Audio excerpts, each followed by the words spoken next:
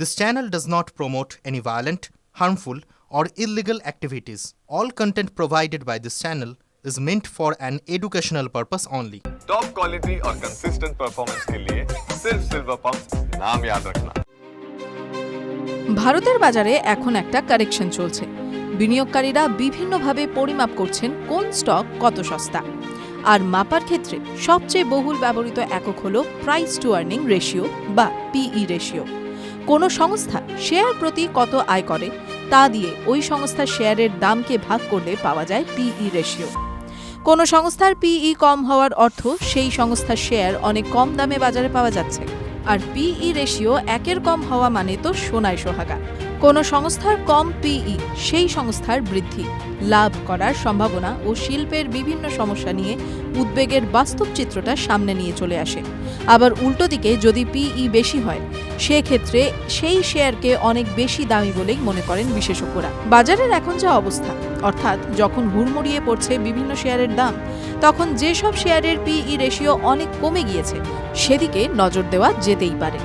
তবে বিশেষজ্ঞরা এও সতর্ক করেন যে পিই কম হলেই যে সেই স্টক ভালো হবে এমনটাও নয়। যেসব সংস্থার পিই শূন্যের থেকে বেশি ও যাদের মার্কেট ক্যাপিটালাইজেশন 5,000 কোটি টাকার বেশি, 24শে ফেব্রুয়ারির তথ্য অনুযায়ী তাদের যদি কম পিই থেকে সাজানো যায় সেক্ষেত্রে প্রথম 5টি সংস্থা হল Ashoka Buildcon, GE shipping, KNR construction, power finance corporation ও LIC housing finance.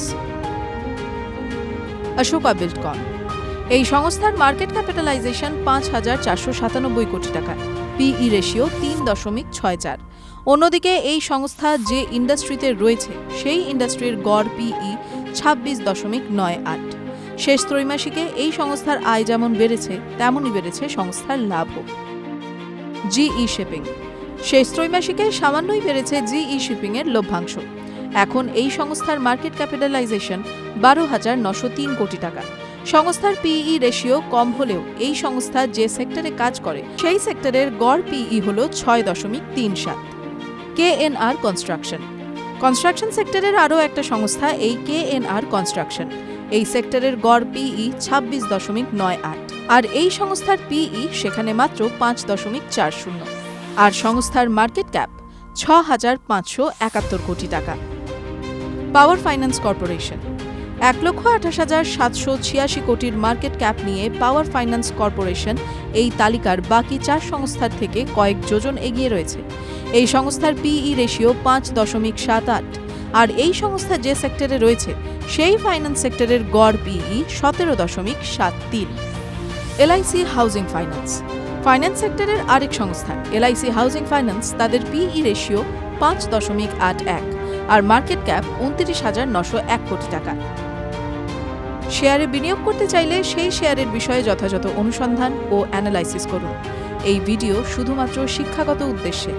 TV9 Bangla বিনিয়োগের কোনো উপদেশ দেয় না। বিশেষ দ্রষ্টব্য, যে কোনো বিনিয়োগে বাজারগত ঝুঁকি রয়েছে, ফলে আগে বিনিয়োগ সংক্রান্ত সমস্ত নথি সাবধানে পড়ে নেবেন, তারপর বিনিয়োগ নিয়ে সিদ্ধান্ত নেবেন।